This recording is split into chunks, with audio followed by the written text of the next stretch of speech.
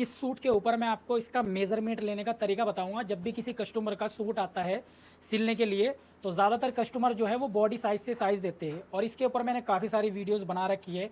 Long video भी मिल जाएगी आपको हमारे यूट्यूब पर, रील वगैरह भी मिल जाएगी बॉडी से मेज़रमेंट ले किस तरीके से लेना है।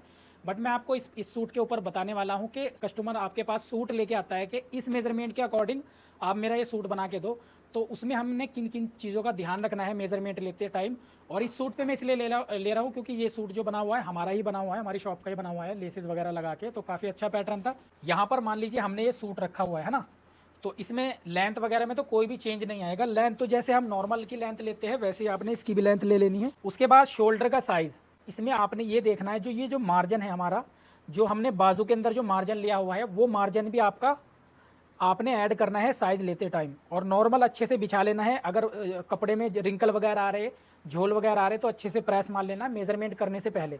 उसके बाद इंची टेप रखना है आपने इस तरीके से, आधा इंच इधर का मार्जिन, आधा इंच इधर का मार्जिन भी आपने इसमें ऐड करना है।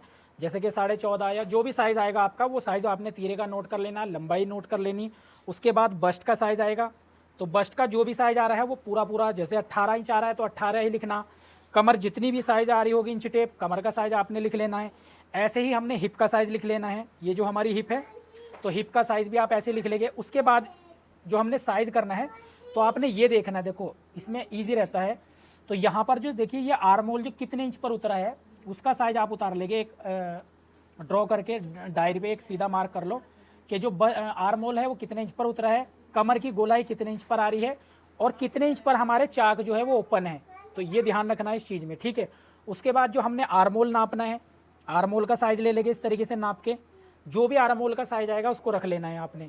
उसके बाद बाजू की लंबाई, मोरी उसकी बाजू की कितने इंच आ रही, और उसके बाद आपने यहाँ से देखो ये जो पॉइंट होता है जहाँ पर आर्म होल ज्वाइंट होता है, ये बाइसेप होती है। तो बाइसेप इस तरीके से चेक कर लें, जो जो साइज़ आ रहा होगा सेम आपने वही रखना है। अब ध्यान क्या रखना है, जब सारा साइज़ हो जाए, नेक वगैरह का जो साइज़ लेना है वो ऐसे लेना है। तो जब सारा साइज़ कंप्लीट हो जाए आपका, ठीक है, तो एक चीज़ का ख्याल रखना, देखो जो शर्ट से लिया हुआ साइज़ होता है और जो बॉडी से लिया हुआ साइज़ होता है, बॉडी साइज़ में हम लूजिंग ऐड करते हैं, जो कि मैंने यूट्यूब पे ऑलरेडी वीडियोस बना रखी है फुल साइज़ की, आप जाके वहाँ से वॉच कर सकते हो। ईमान बुटीक चैनल का नाम है हमारे, ठीक है। तो बॉडी साइज़ में डलती है लूजिंग, बॉडी से साइज़ लेने के बाद हमें लूजिंग अलग से ऐड करनी पड़ती है, 2 इंच 3 इंच पैटर्न के अकॉर्डिंग लूज फिट कितना है, ठीक है। उसके बाद अगर हम सूट से साइज ले रहे तो हमें लूजिंग नहीं ऐड करनी, बस ये ध्यान रखना।